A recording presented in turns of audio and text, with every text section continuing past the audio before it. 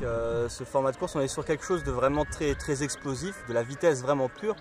On a vu des patineurs qui étaient capables de gagner des 300 mètres comme des courses à élimination, parce qu'il y avait quand même un côté technique un peu différent.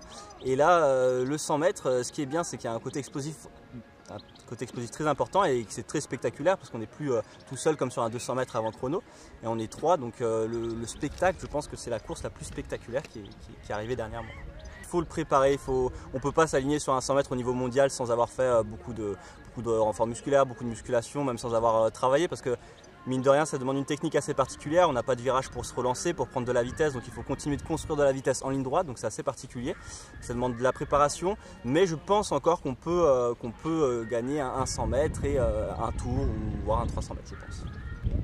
Je pense que le 100 mètres, bon, c'est une discipline, c'est un peu tout nouveau. Je pense qu'il y aura beaucoup de tests au niveau des positions de départ, au niveau des diamètres de roues. Il y en a beaucoup qui se demandent est-ce que sur 100 mètres ça sert à quelque chose d'être en 110, est-ce qu'on passerait pas en 4x100, en 3x110, pas mal de tests à faire et des programmes qui vont se spécialiser. C'est vrai qu'on veut les sprinters qui perdaient un peu leur chance sur le 300 mètres, voire même sur le 200 mètres, ils vont essayer de se spécialiser, je pense, vraiment sur ça.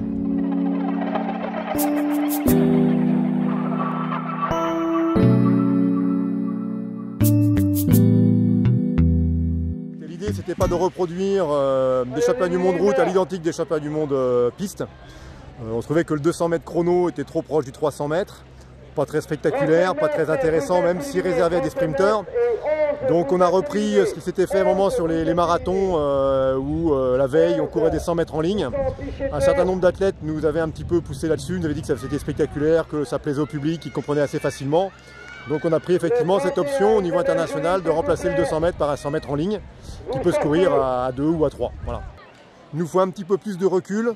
Il y a certainement à mieux faire vivre ces courses-là aussi, à les commenter, à les présenter, à faire monter un petit peu la mayonnaise et le show. Faut aussi peut-être un petit peu de maturité parce que la grosse idée c'était que sur 100 mètres on aille plus vite qu'en athlète. C'est pas encore tout à fait le cas. On pense que peut-être si la technologie, l'habitude des athlètes, et on y arrivera. Après, on peut se poser la question, voilà, si c'est assez spectaculaire. Bon, je crois que rien n'est figé aujourd'hui sur les réflexions que peut avoir la FIRS en termes de compétition pour essayer de trouver des choses qui captent un petit peu mieux le public et les partenaires.